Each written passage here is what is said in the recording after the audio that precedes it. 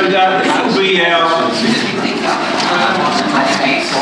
will be our final Just Brass session.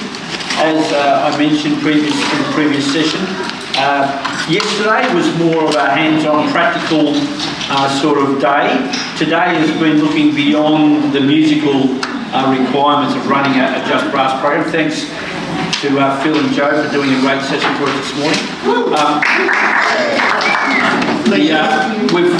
We've turned to one of the most experienced Salvationist musicians we have in this territory, Dave Eldridge. You mean old? Dave has been at the cutting edge, certainly in terms of social mission in the Salvation Army, for how many years, Dave? 40 years? 40 years or more. But interesting enough, has certainly continued with a serious passion for army music.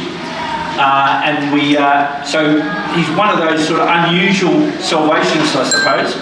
A cutting-edge social mission person, passionate about music and particularly brass bands, and has been actively involved in Just Brass.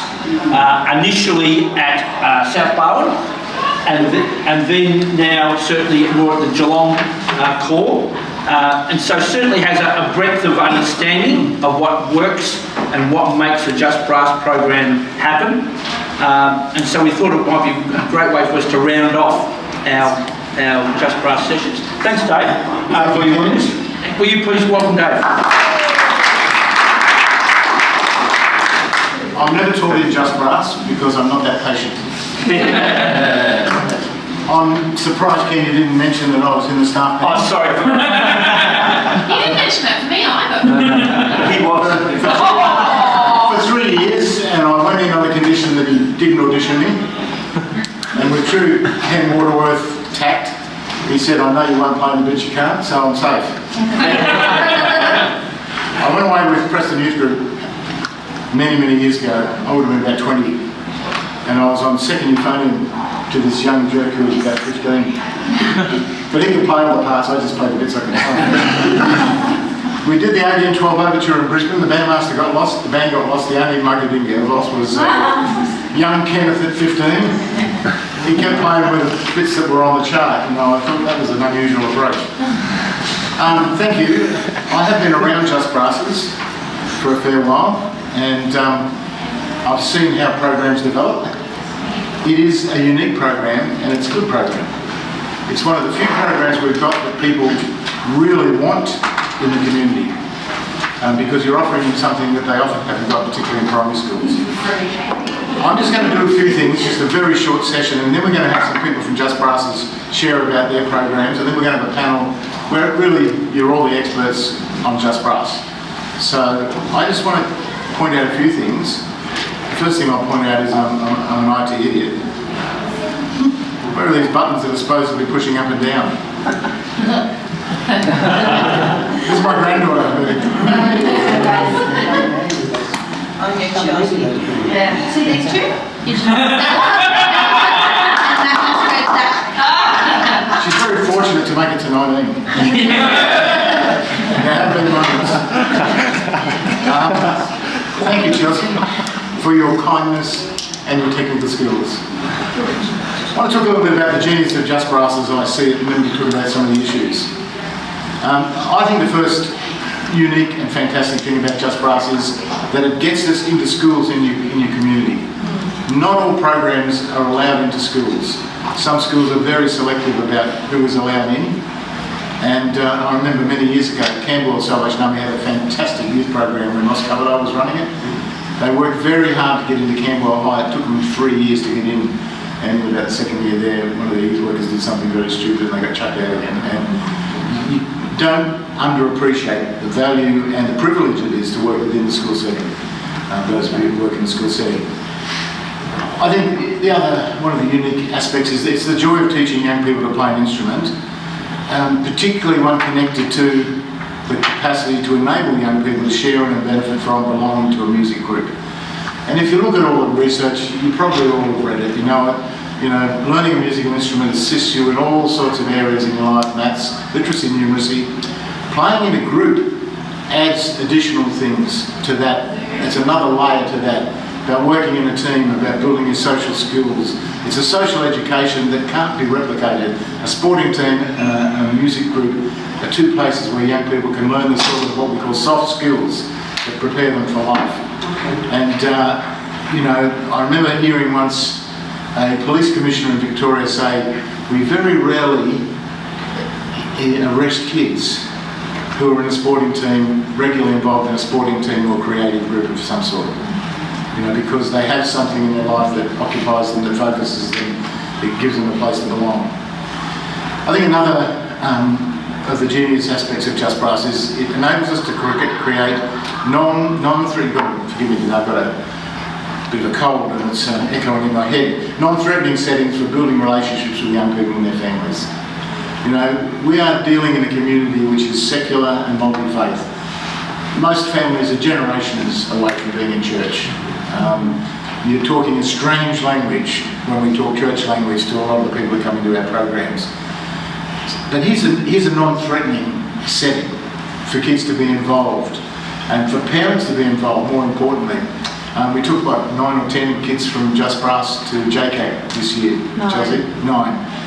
And to watch the parents there sitting in the front row with their cameras going, with their mobile phones going non-stop, and the look of pride on their faces as their kids sang in a group and danced and played music and in something that was, you know, really quite high quality for the ages of the kids. That was special, and I think that we can build off those sorts of experiences with young people and their parents. And it is non-threatening. You know, they come along to concert. I remember years ago, the first Just Brass conference, a concert we had at South Barwon, and I thought I'd rolled up to a drug dealers convention. Tats and guys looking like that, you know, just coming out of woodwork. Just in a few months holiday somewhere else. Dad's on holidays this month.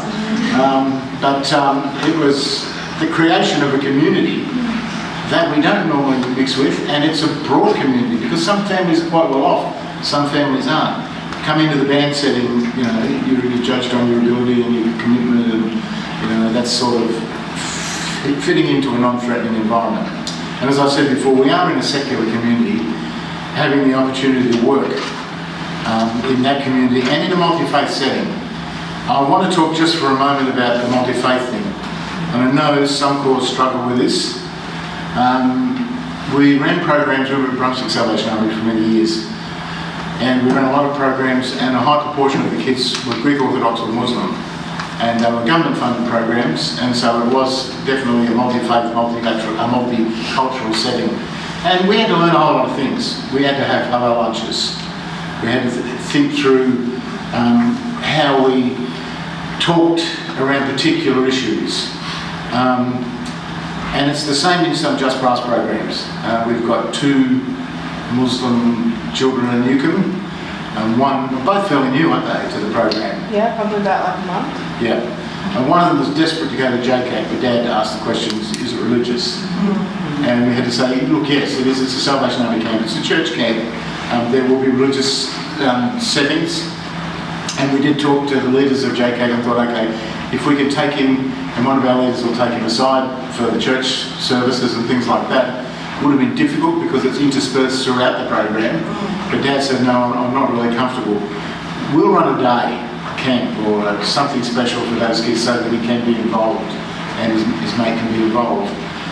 It is a multi-faith community. And I thought, well, how do we work this through as the Salvation Army? I always refer to our founder. You can't dispute William Booth. Well, if you did in the days that he was around, you got rid of it. But here's a quote from William Booth from 1886. And it's actually Founder's Notes on dealing with Jews and Mohammedans, which is what they call Muslims in those days. So for dealing with Jews and Muslims. And these are 1886 orders for field officers. Point 1, never argue about religion.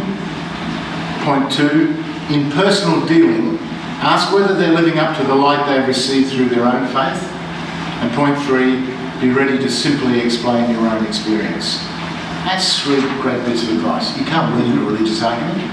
And there's some beautiful Muslim people that we've worked with in programs over the years. You know, they're so clear about their faith. It's not what is, covered in the media. They live good lives. They're good members of the community. Not an argument about them with religion. In personal dealing, if someone is saying a little argumentative, often the people who are argumentative in religion are the people who haven't quite got a grip on their religion. There was an American bishop in the Episcopalian church who once said, the church is like a swimming pool and all the noise comes from the shallow end. And that's a little bit the same for all religions. The noisy people are often people who haven't really grasped the true essence of their faith. So he's saying, ask whether they're living up to the light of their own faith. Which is, I think, a really good question. You're a good Muslim. What does that mean? How does that affect your life? That's a discussion you can have that's healthy. And the third one, be ready to simply explain your own experience. And so many Christians, we're not used to explaining what we believe to people who aren't people of faith or who are people of other faiths. And I think, what would I say? Someone says, what do you believe? Because in those settings you can't fall back to the cliches. I believe that Jesus is the Son of God, and I believe the story about the Trinity, and like in how I was saved from sin, and use a whole lot of words that aren't in the regular vernacular of people. Try and sit down and think through what your faith is in practical terms and how you would express it to someone. It's not that easy. Take it out of the church setting and put it in a setting that's totally non-church, because that's the world we live in. So I think that is the responsibility of all Christians, particularly Salvationists. The other quote that I love, and I'm going to hassle you with today, I work in social services. There are some people who, in the Salvation Army social services, who are very bothered by the fact that we don't have compulsory chapels and things like chapel services and that these days, because there are some government rulings. The government don't mind us being spiritual, just don't use their money for that. We're using their money to treat people's addictions or to give the homeless people a house or whatever. I started off in homelessness, I was saying years ago, so over 40. I started as a young person. I like to say I was the tea lady at the Gill. I started at the Gill Memorial Home, which was a 300-bed night shelter in the city. And we had chapel on, I think, a Tuesday or Wednesday night and on Sunday afternoon evening. And when chapel happened, the whole place closed down. If you didn't go to chapel, you weren't allowed in the building. So you could go to chapel and we'd do a chapel service, which was often a little mediocre, I have to say. There's only so many times you could sing What a Friend We Have in Jesus without wishing for any other song. And you got a cup of tea or coffee and a cream bun afterwards. I doubt that was an attraction, because the cream buns were about 5 days old. You could crack the cream on the top with a spoon, and you had to dip it in the tea because otherwise you couldn't swallow it. But I kept thinking that outside the door tonight, there's over 100 people waiting to go into their house to go to bed, or to get into their house to have a cup of tea. And rain or shine, they were out there, and the 30 of us were inside. And it never struck me as a particularly good way to share the gospel. There are much more sophisticated versions of chapels, particularly in ARD services.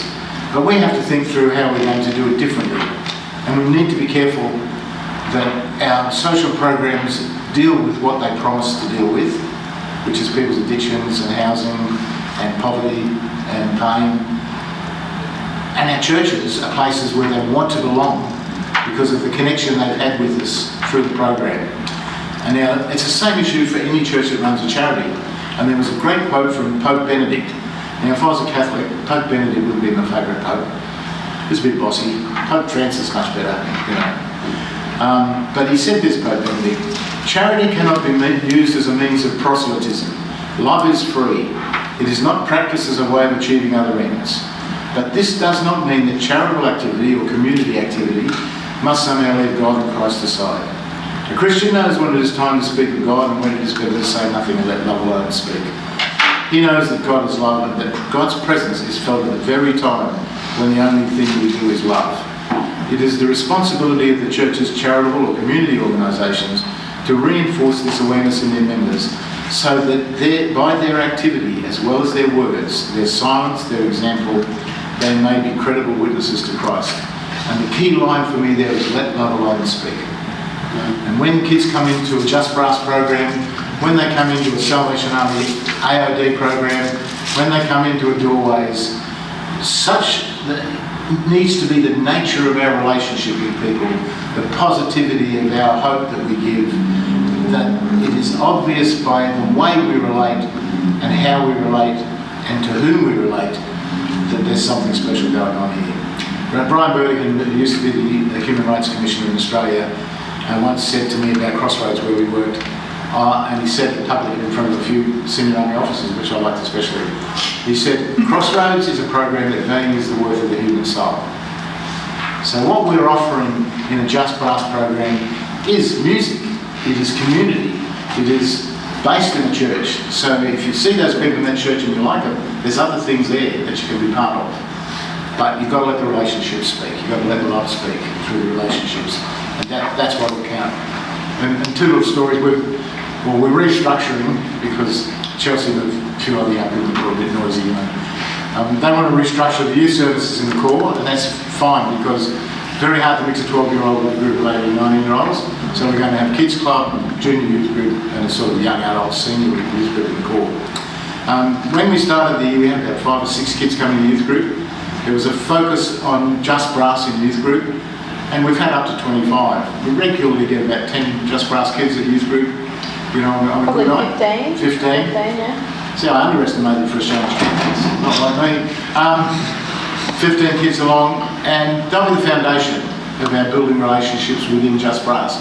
But it's because they like the Just Brass people, they like the place, they feel safe in the place, they know they can come there. And I think that's the sort of atmosphere we build out of a Just Brass because it's so non-threatening. And they go away with a skill. So I just think there's some of the geniuses of Just Brass. We can talk about some of these other things a bit later. I'm going to jump. I'll jump to this now. This is a quote that I learnt when I was involved in the Australian Youth Foundation. The mission statement of the International Youth Foundation is, every young person needs an adult who is irrationally committed to their well-being. Every young person needs an adult who is irrationally committed to their well-being. We've had a few behaviour problems at Just Brass. I think a few weeks ago, a young man had been bullied at school by a particular girl and her gang, and bullied at Just Brass by her and her gang. Let's say he reacted inappropriately and ran across the room and whacked her one. Her mother was not impressed.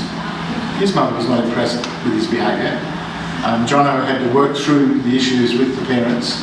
Interestingly, the mother of the girl couldn't accept that there had been some bullying, even though the teachers at the school said there had been.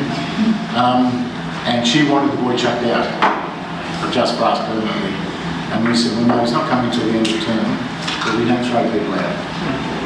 You know, he needs Just Brass, if not as much as, maybe more, than other children, because that's the place he's going to learn to control his anger, or he's going to learn to deal with being in a group and behaving in a particular way. So she said, oh, well, my daughter's not going to be back. And that's sad, but the boy is coming back next term, and he'll come back with some lessons learned, with his parents on side with us, because we've intervened in a way that preserved his place in the program, which is preserving his dignity. We hope that the girl might come back a bit later. You know, we'll let time heal that one, we'll keep contact with the family, but he will be there because that's who we're there for. And you'll have a huge diversity of kids in your program, but a number of them will have difficulties at school and at home. We did a program at Whittington earlier on at Geelong. We don't do it there now because the school was in a mess. It's the most difficult school in Victoria. I think they worked out that in a school of about 100 and something, there were only 8 kids who went on some sort of departmental order. One kid came in one week and said, look, I'm really sorry, I lost my corner case. And we said, what do you mean you lost your corner case? He said, you lose your corner case. He said, oh, Dad came around one night to bash us.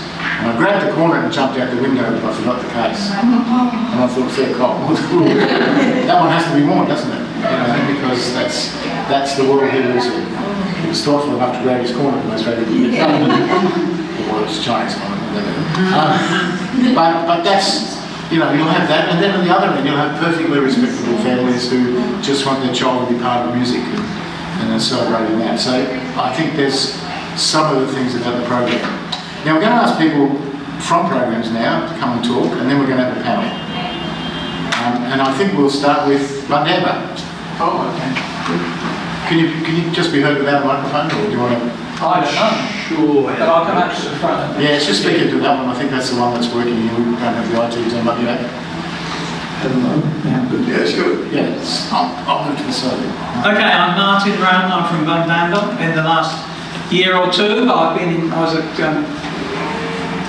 Camberwell before that, and then overseas, and Alice Springs, and Morley, and Perth Fortress. So I've been around. He's been everywhere.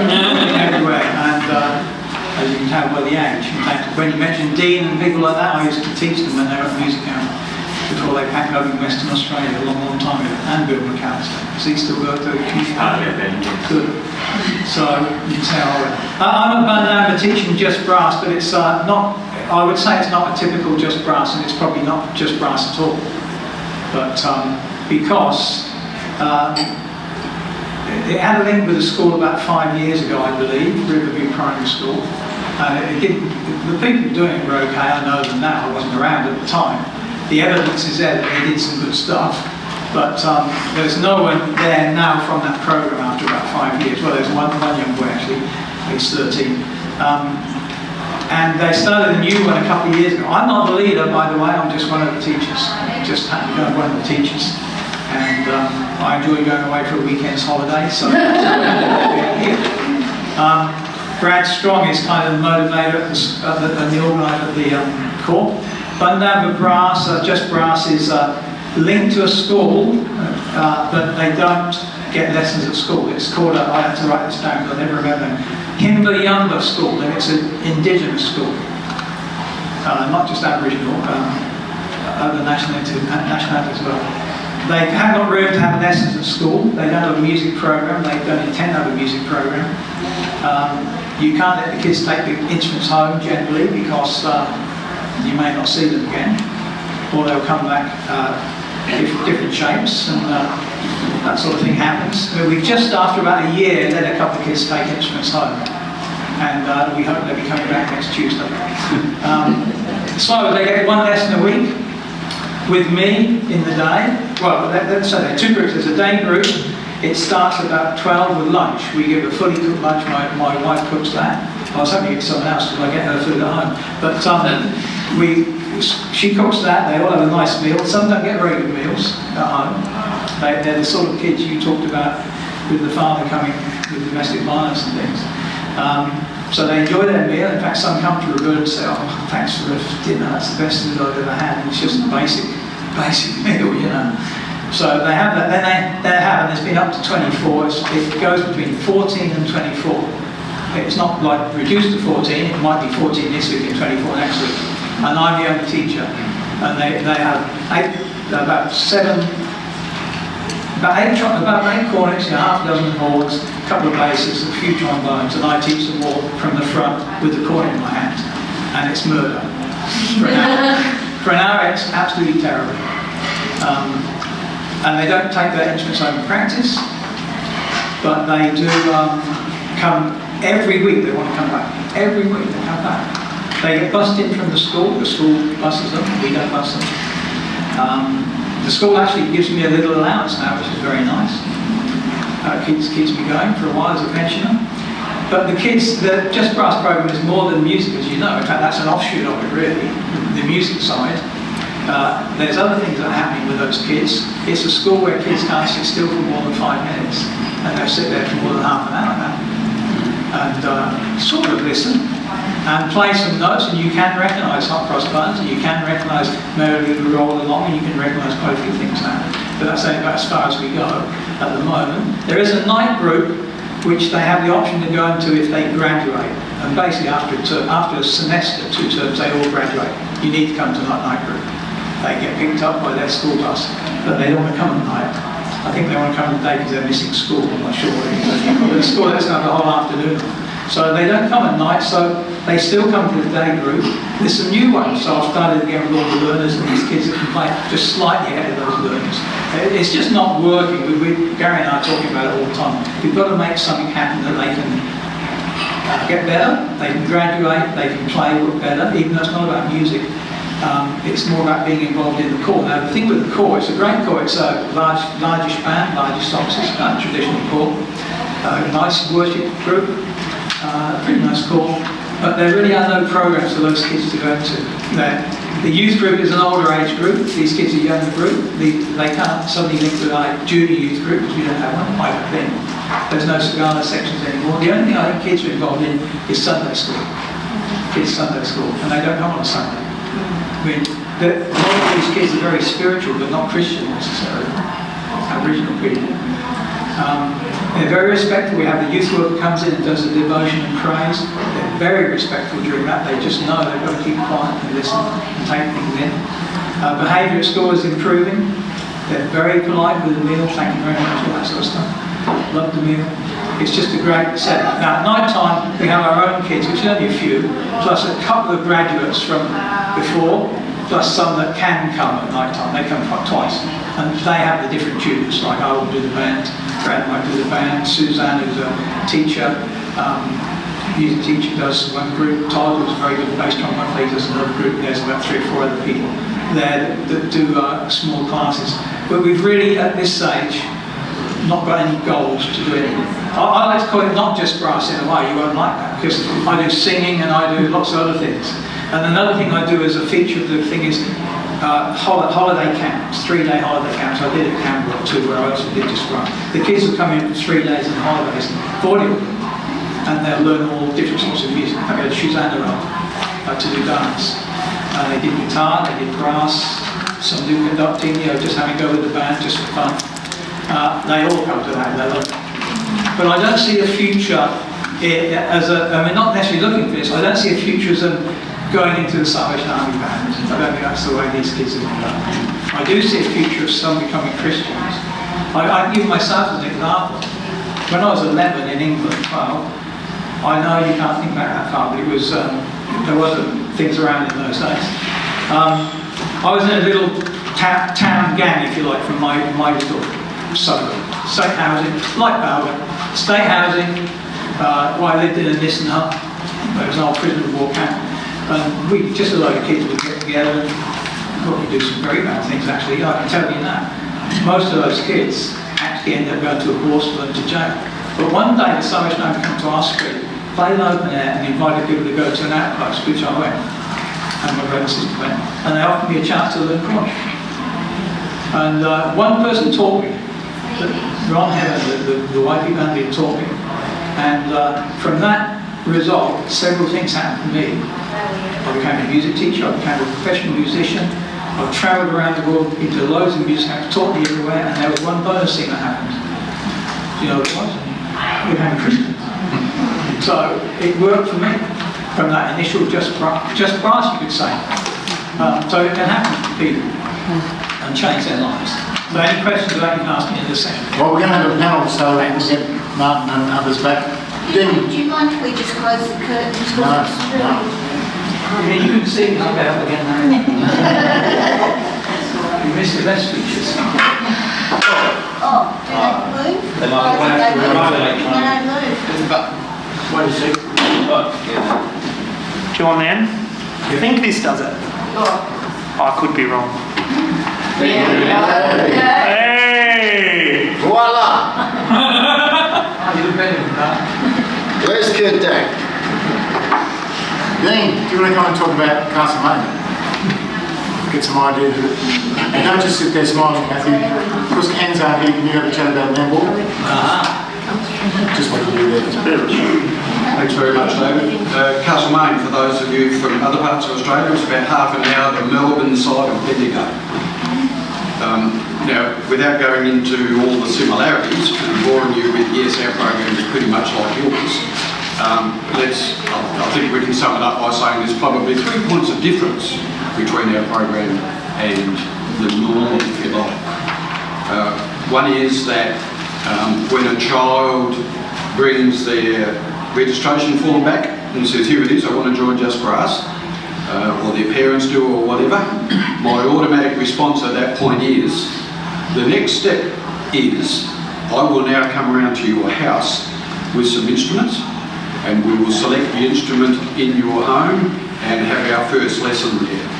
And theoretically, I'd like to come away from their house with the ability to play, not cross buttons, of course, and at least an awareness of what a stave is and how to, A, B, C, D, E, F, G, that sort of thing. And try to come away from the house having achieved that. But of course, what we've also achieved by coming into the house is all of a sudden this is not just an affair between the Salvation Army and the child, it's a family issue. And the parents are involved, the siblings are involved, they've all sat around the table together and done this with me. So that the relationships have started straight away. Our second point of difference might be one that I wrestled with a little bit, in that we're actually being paid by a local private college to work at that college. So our local Christian school didn't have a music program. And an ex-teacher of theirs saw Just Brass playing at the local Rotary carols in the park last year and said, gee, this is good, this is what our school needs. And they caught Stuart and me having coffee early this year. You weren't there, Ethan, were you? No. And they came over and said, you're the Just Brass people. Yes. Well, our Olivet Christian College doesn't have a music program. And I was torn at that point. What the words that came out of my mouth without thinking, and I do that a bit, those of you who know me, were, how can you have a Christian school with a music program? This has to be fixed. Yeah? But in the back of my mind it was, hang on a minute, we're not here to work in private colleges with the income to meet their own needs. Yeah? But this is a Christian college, it's local, and they don't have a music program.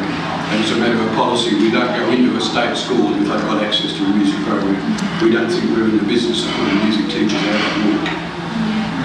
So I wrestled with that and said, okay, the answer is yes. Now how are we going to make this work? First of all, we're going against our own policy, etc.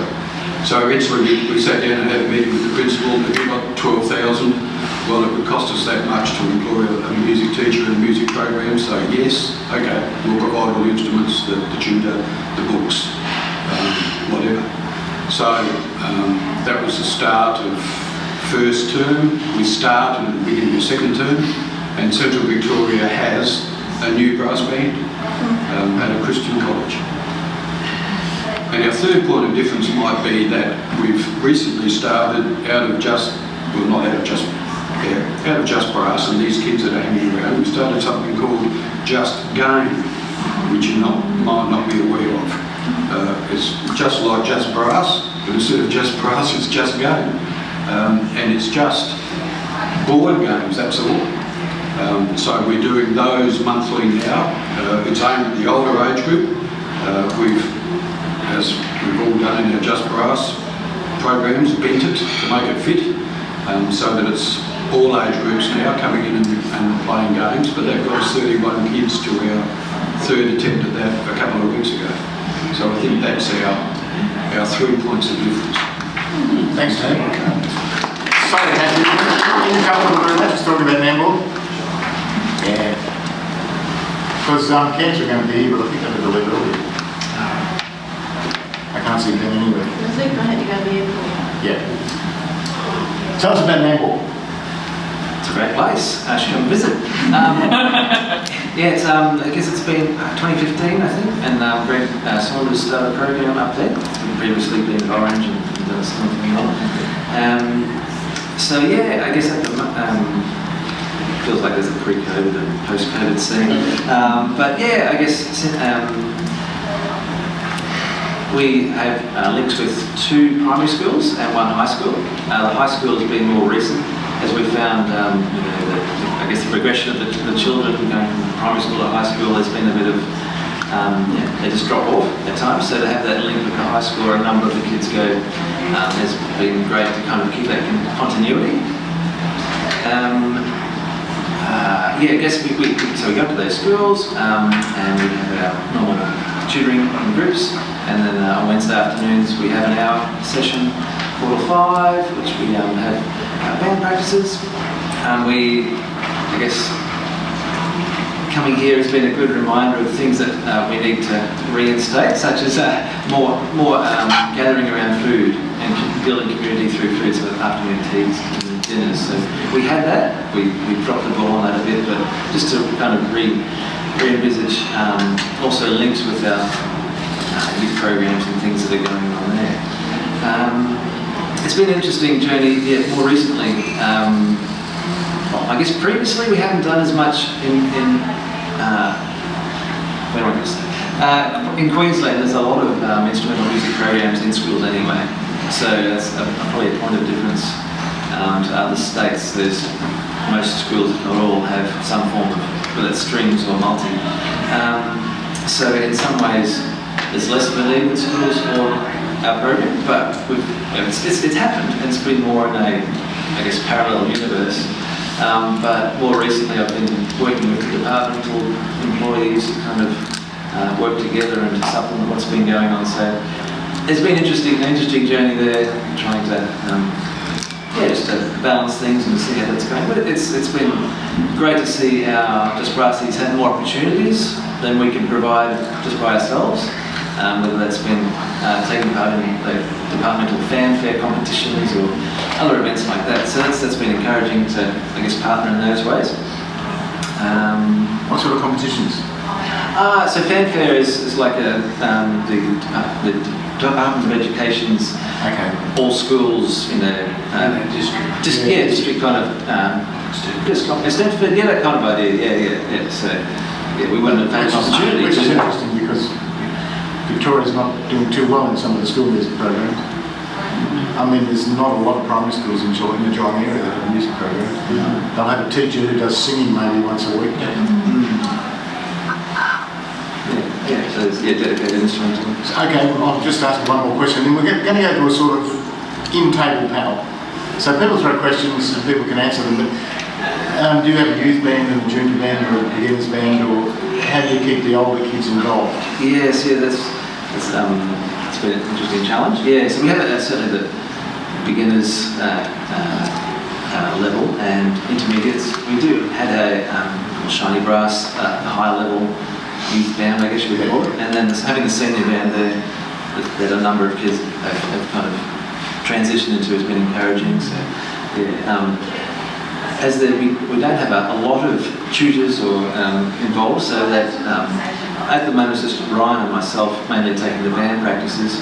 So and Ryan, for instance, was away for a month or more last term. So that juggling of bringing together, finding music that works for beginners and advanced kids, just for me taking for a month. So it's been an interesting challenge, but it's worked, and good challenge. 5 years plus. Thanks, mate. I think we will drag people at the front. We can do it around the table. It's pretty easy to hear in this room, I think, even without a microphone. People just speak freely. There were some panel discussion topics that were forwarded. We'll go through them a little bit in order, and then you can throw in what you like. Child safety requirements. Oh, lordy. These are regulatory. We can't avoid some of them.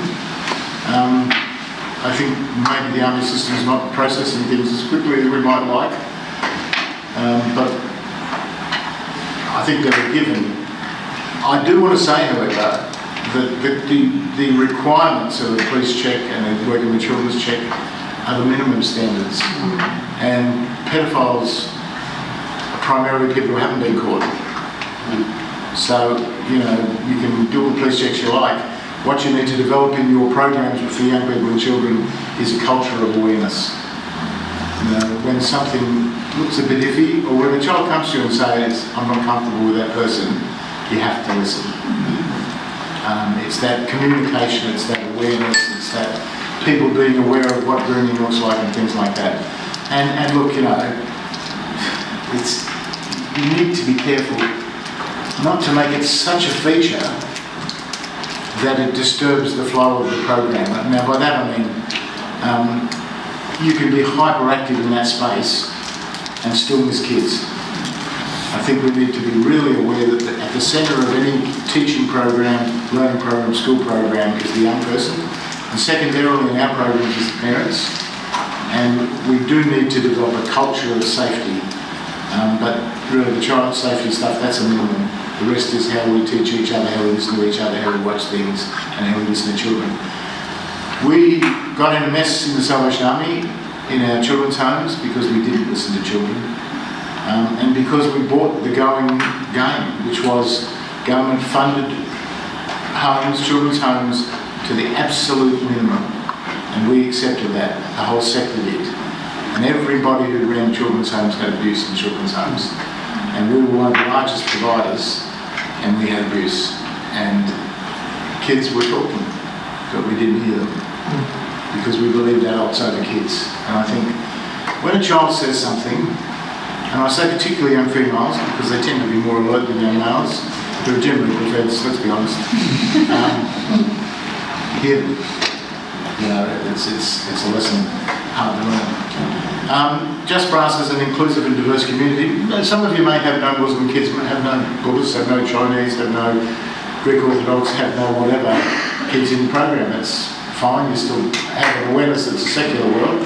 And their parents and them, they won't understand a lot of the churchy stuff we talk about, so we can be a little bit more normal in our reaction to people and try and think it down to language which people might understand.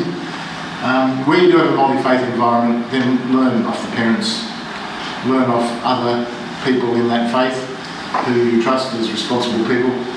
It's really not a problem in the UK as much as it is in Australia and America, because most core officers in the United Kingdom have been in a multi-faith minister's fraternal for 20 years or more.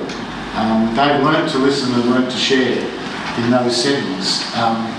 When the Oldham riots, we did 3 years in the UK, about 2 years before we were there, they had what they call the Oldham riots. Oldham in Manchester is a fairly rough and very, very multi-faith, very Muslim, Pakistani, Indian community, very large. And there was some really significant riots because of mistreatment of kids by the police, and it blew up.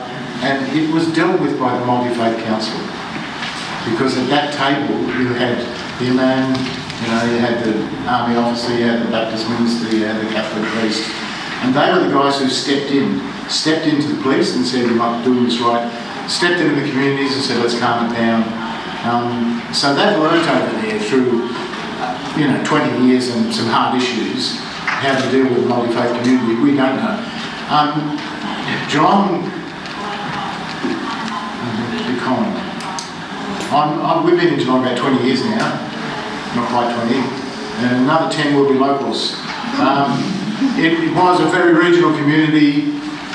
It was a very Australian community. It's quite a churchy community, a very sporty community. There's more sports groups than that going. Not an especially creative arts community in Geelong.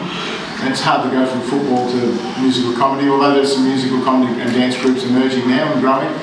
But I could be fair and say it was a little bit of a redneck community in terms of multiculturalism. And I remember a few years, about 5 years ago, I was driving from Geelong down to Warrnambool and I stopped off at Camperdown. It's a good reminder of what the Western District's like. And it was late at night, and the only place I opened was a hamburger shop, so I went in and I said, "Can I have souvlaki, thanks mate?" "Yeah, no worries." It was a Greek running the shop, of course. And I said, "I'll have yogurt." He says, "Not here you are, mate." I said, "What? Don't do yogurt on a souvlaki, you're Greek." He said, "I wouldn't sell any yogurt, even yogurt would go bad. We just do tomato sauce and our souvlakis." I said, "Oh, hamburger, thanks."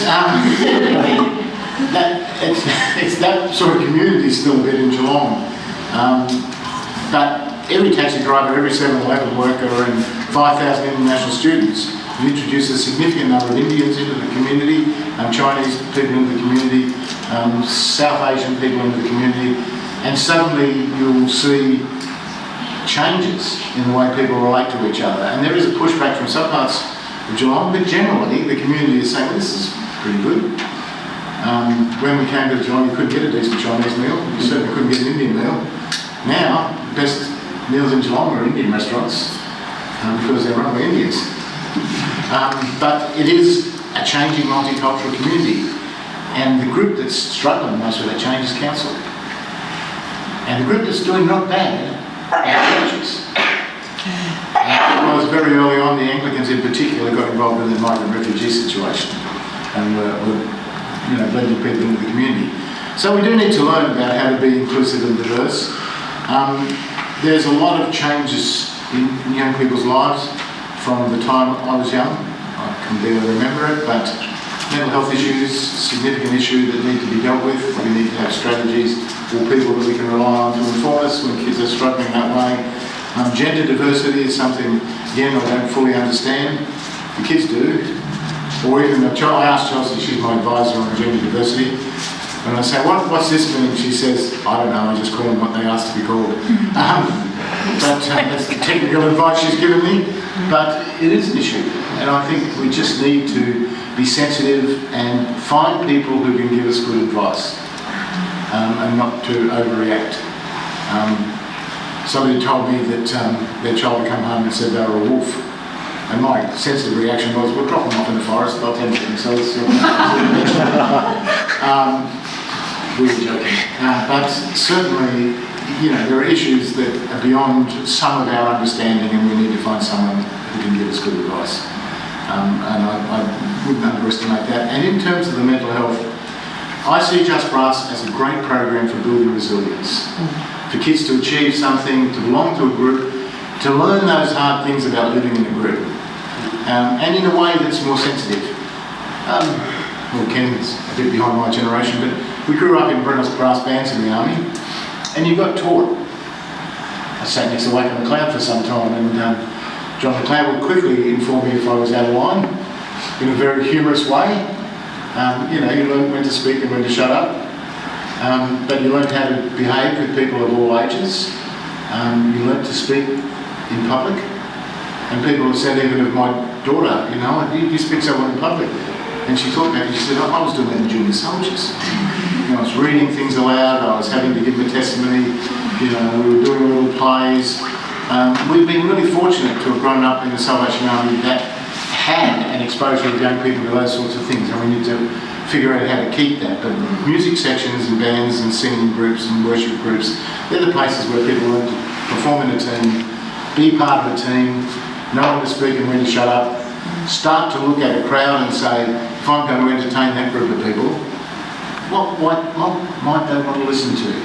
Instead of, I like to play this, I'm going to play this, what might they want? Let's go to the panel now and do some questions. Some of them might be around this, and we'll see if we can come to some conclusions around some of those issues. If two heads are better than one, then 25 heads are better than two. Any of those issues? My issue, I don't think it's up there. Yep. We've got lots of core in Australia that don't have Just Brass programs. Wouldn't it be good if they did, and how might we get that to happen?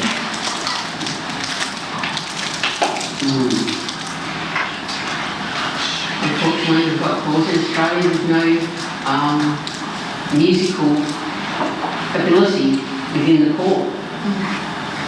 So how can we that's a challenge. We had that challenge, so we bought our house. And I think that's the solution to the start. Yeah. If you don't have that talent, import it, and people need to be paid, because for some people, it's their living. I look at Stuart Lees, who miraculously has made a living out of music for about 10 years, but is doing about 10 things. He hasn't got one big stream of income, a bit here and a bit there to accumulate to make his income.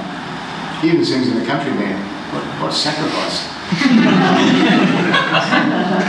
I'm going to go on one night. Play a little yellow ribbon.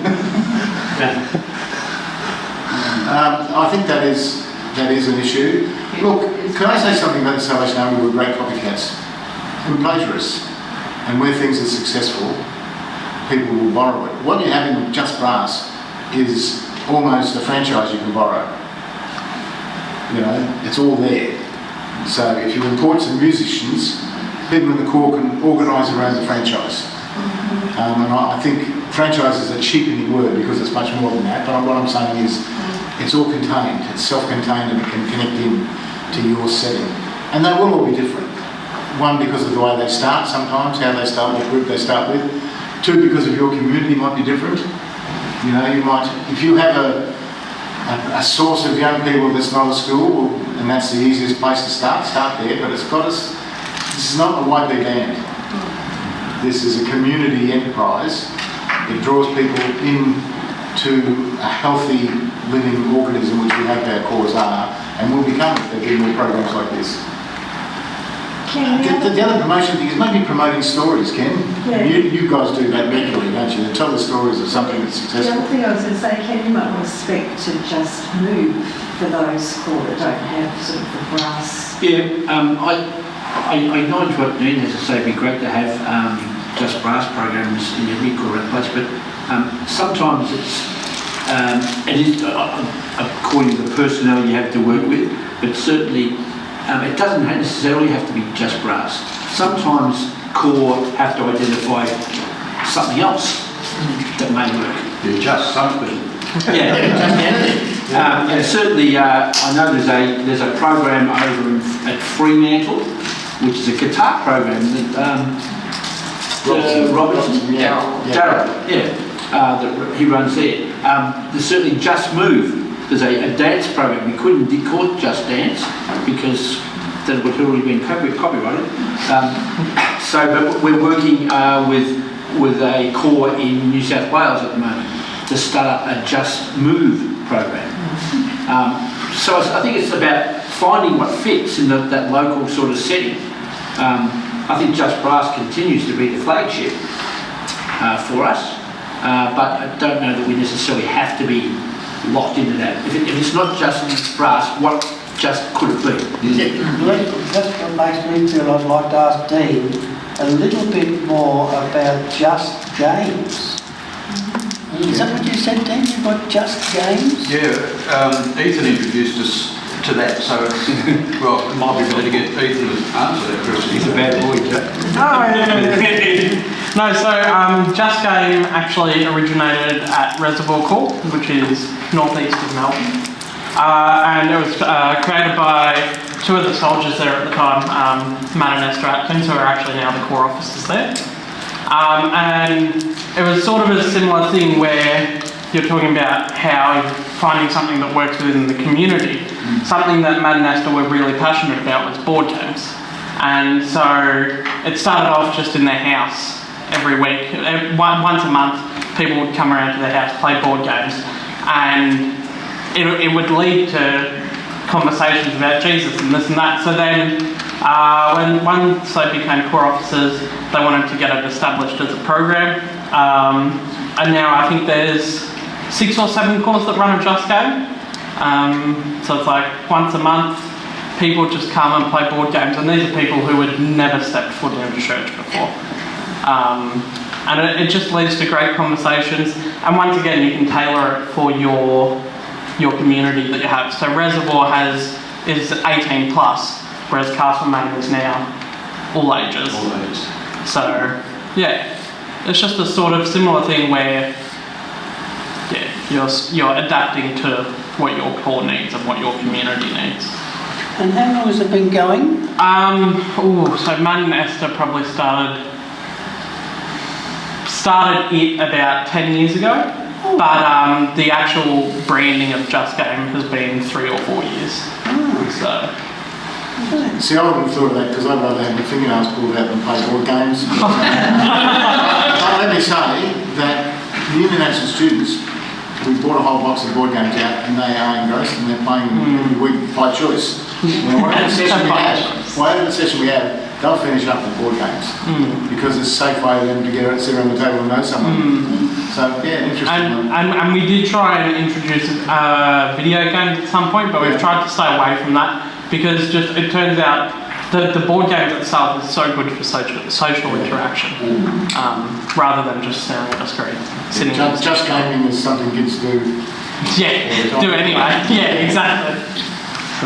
Another little thing that we have is, we call it totally temporals. It's kind of ideas. It initially started as younger siblings of kids who were in Just Brass wanted to do something, but it's like a little bit too much for them. So a few ladies who had the timbre skills took the kids, and it's percussion, it's learning rhythms, it's all that kind of preparatory stuff. So that Handling Temple Corps in England, and a few corps have picked it up, have an exercise program for older women called Timbrel-tastic. And women come in and do timbrels as an exercise routine, moving, and, they get 40 or 50 for Timbrel-tastic. A few corps picked it up. Again, That's what you're saying sounds similar to what in Western Australia, right down on the south coast where I was living, there was a man there who was organising people to do drumming. So you'd have 12 drummers and he would rattle out some rhythm and then they would copy it. So that was, and it was nothing to do with the Salvation Army, it was just that he did that for the community. Salvation Army Western Territory in America used to do it because an officer came in from Hawaii, had a very sophisticated drum learning program. I don't know that we'll put Nathan in charge of that after his exercise at JCAC. There are still people under counselling. No, we're going to do that in Messy Church next week for the rubber chickens. Jingle bells, rubber chickens. Rubber chickens. They're still in the office. They're still in the office. I hear them in my sleep. I thought they were great. I shouldn't say anything about Nathan, but he went on the first planning group for this, and Jason was very serious and had a planning group, and Nathan came on with a sombrero, a wig and a poncho, and would only speak with a Mexican accent. And the rest of us are used to him. Ken's used to him, we're used to him. And Jason's there trying to figure out what is this? First, they went over little songs to group, the three older groups of the three chords, which all came together. He went to sing to help them, but he would only sing in the Cockney accent. I've been changed. You'd ask him not to come back. Off the wall here, I want to help people sustain their Just Brass programs financially. The beauty of Castlemaine is it's got its own thrift shop, which enables us to control our own budget. And there's questions about maintaining control of our own budget out of our thrift shop, which we're having to deal with. But that gave us the freedom to do whatever we wanted to do whenever we wanted to do it. And if people came into the thrift shop and knew it was going to Just Brass, they'd be even more generous. Well, they know how specific it is. Exactly right. And parents from school probably drop their stuff off there now because it means something to them. This business of people wanting to know where the dollar goes is getting more and more important. And I think it was a wise move when the Territory said, you can have your money back that you collect locally, Red Shield. But that was partly because the core contributions were so low. People stopped doing door-knocking and all sorts of things. So next year at Geelong, we're going to have a real good think through because we raised a pathetic amount because we lost street intersections. And that was our big earner. But before that, we used to do door knocks, so maybe we need to go back to a door knock. If we know that every dollar's going into our core, and it could go into Just Brass or one of the core programs.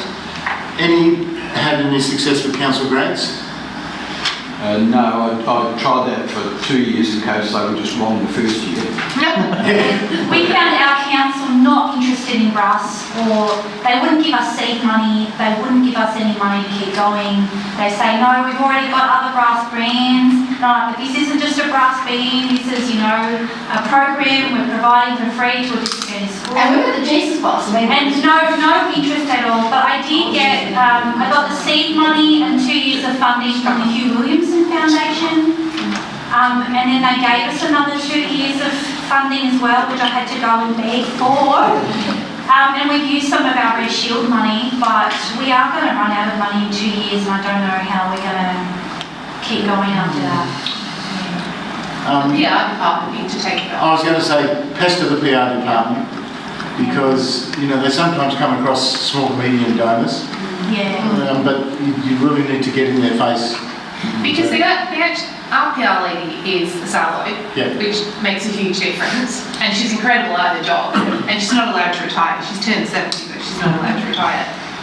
But for her, she says it's the easiest seller of anything that she has to do. It's kids, it's music, it's social, so if you've got that asset, use it. Have we got any good videos on Just Brass? There's a promotional one that I take to school councils. Yeah, That's a probably good well. one. I know Ken is trying to close off. We are. I just would like to say a little bit of encouragement, seeing that the Victorian Premier has cancelled the Commonwealth Games. He should be flush with funds to give little grants. They are waiting for us next door for our final session. Thanks very much, Dave, for leading this session.